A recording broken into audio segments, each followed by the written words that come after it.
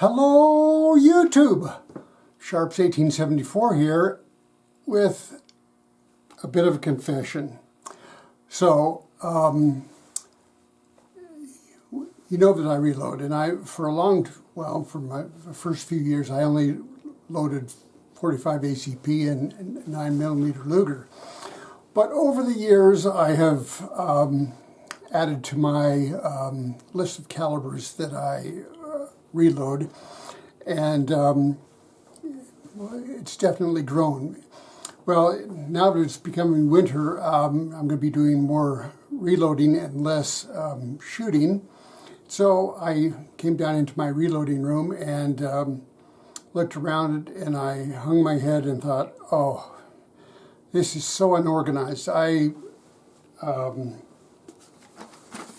love to put my brass in Costco containers, the mixed nuts or the cashews, or that particular size works really well for me.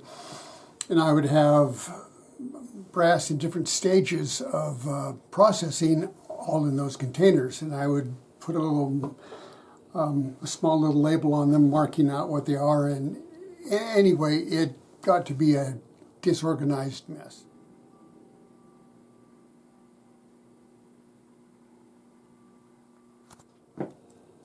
So I pulled everything off the shelf, and I started opening up some containers that weren't marked, and I had, for example, I had 6.5 by 50, 6.5 by 52, and 6.5 by 55, and I couldn't remember what they were, and I was dumbfounded because I've always been able to remember what they were, but as we get more and more stuff loaded into our brain, we forget more and more stuff. And I hadn't used these particular calibers for a while, and so I had to go searching, and it took me forever before I realized that 6.5 by 52 was the round for a Carcano. And and then there was a 7.5 by 54 that I could not remember what that was.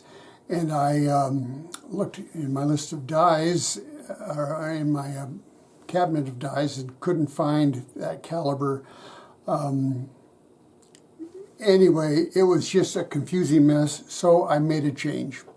And what I decided to do was, instead of having a small little sticker and then writing on it what the next step was, I created a generic label. It looks like this. Has all the different processes. Notice it doesn't have the caliber, but I just have this generic label. It's an Avery label, and they're 3x4, or in this case 4x6, and you can get two of them and feed them through your printer. And then I made a list of all of the calibers that I reload. And now when I put the two together, it looks something like this. So I know that the 6.5 by 52 is for the Carcano, and I've got this little sticky thing that after I do my sizing, I can move it down to the next step, down to eventually when it's going to be put the powder on. And so hopefully this will keep me much more organized. And I found out that I needed to print 2 or 3 sheets of these, because like for my 223 brass, I have 3 of these. One of them is to be deep primed and sized, and 2 of them are ready for powder. So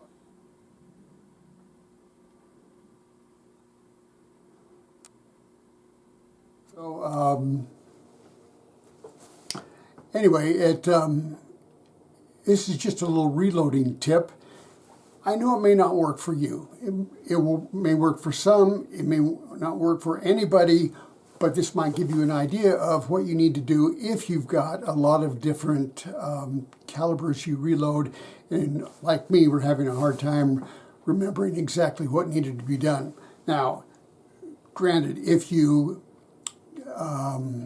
bring your brass home from the range and you clean it and you decide and you just go through all one process, that's great. But I typically like to do mine in larger batches, and that way I just keep cranking them out. And anyway, that works for me. So hopefully this has been something that will be beneficial for you. Reloading is fun. I find that it gives me, well, it just plain relaxes me. I enjoy it. But if you do reload, remember to follow all the safety recommendations and requirements. You don't want to make a mistake if you're reloading. You don't want to get a squib load. You don't want to get a double charge in one of your cases, which can be done. When in doubt, always read your manual and follow the instructions that come with the reloading equipment and the information in the like the Lyman data book. So just thought you might like to know, because that's who I am. I'm Sharps 1874, and I thought you might like to know.